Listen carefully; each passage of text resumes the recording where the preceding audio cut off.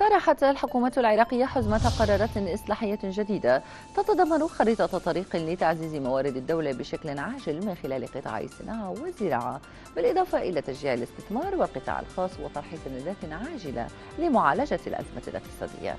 مديرة مكتب صوت العرب في بغداد ولاء شاكر رصدت هذه الإصلاحات ووافدنا بالتقرير التالي نتابع.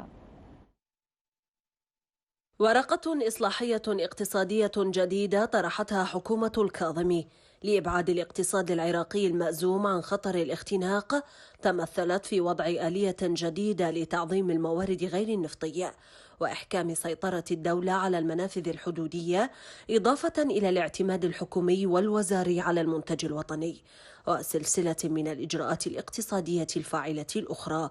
إلا أن تفاؤل المختصين كان محدودا حيال تلك الإجراءات ولأسباب عدة. يعني هاي ليست المرة الأولى اللي تقدم ورقة إصلاحية للاقتصاد العراقي.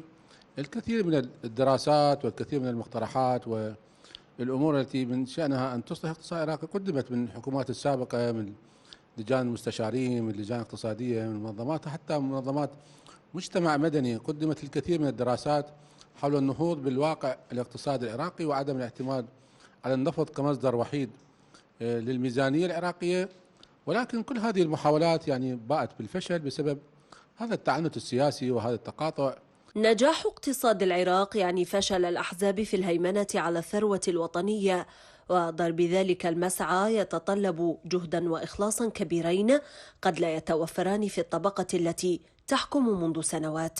والسعي الحكومي لتحسين واقع الاقتصاد يحتاج للتعضيد البرلماني الذي قد يغيب مع أي مصلحة شخصية تتقاطع مع ورقة الإصلاح. اليوم الحكومة تحاول جاهدة أن تجد مخرج في ظل هذه الأزمة، تقدم ورقة اقتصادية جديدة، ولكن سنواجه البرلمان الذي ربما يعارض الكثير من هذه الفقرات. هناك بالتأكيد مافيات وجهات مستفادة من هذا الوضع الحالي، يعني لا يريدون الاقتصاد العراقي أن ينهض، لا الصناعة العراقية ولا الزراعة العراقية.